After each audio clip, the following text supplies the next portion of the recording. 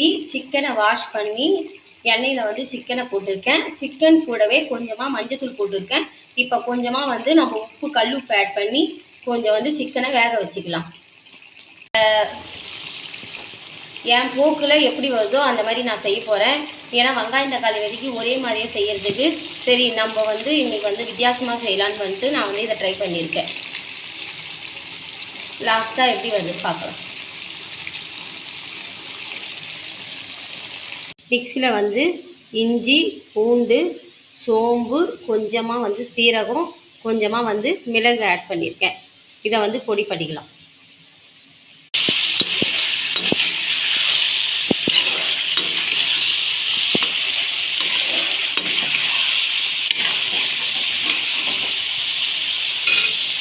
சிக்கனில் இருக்கிற தண்ணிலாம் வந்து வெளியில் வருது. இப்போ இஞ்சி பூண்டு சோம்பு சீரகம் மிளகு அரைச்சதை வந்து கொட்டி வதக்கியாச்சு. இப்போ வந்து வெங்காயம் வந்து அரைச்சி வச்சுருக்கேன். இதையை வந்து நம்ம சேர்த்துக்கலாம்.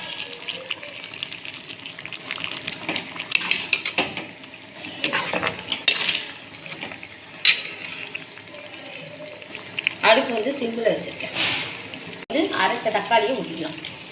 தக்காளி வந்து கம்மியாக தான் எடுத்துருக்கேன். ஒரு குட்டியாக வந்து 2 தக்காளி. நான் வந்து தண்ணியே வந்து ஆட் பண்ணல இதில். இப்போ தான் வந்து வீட்டில் வந்து அரைச்ச மிளகாத்தூள் வந்து 2 டீஸ்பூன் ஆட் பண்ணிப்போம்.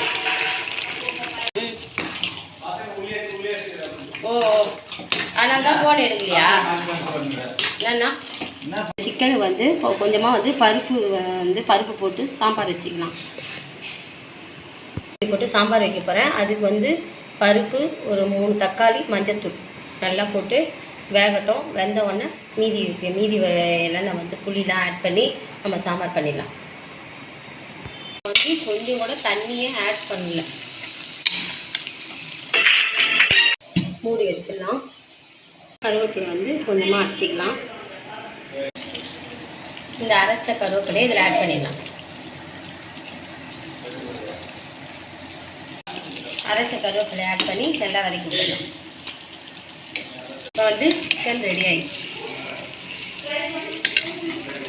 தக்காளியும் பருப்பும் கடைஞ்சாச்சு. கொஞ்சமாக உப்பு ஆட் பண்ணிக்கலாம்.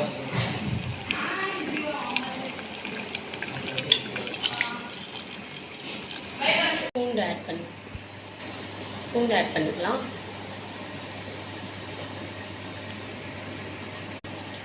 ஒரே ஒரு பச்சை மிளகாய் கிள்ளி போட்டு மிளகு சீரகம்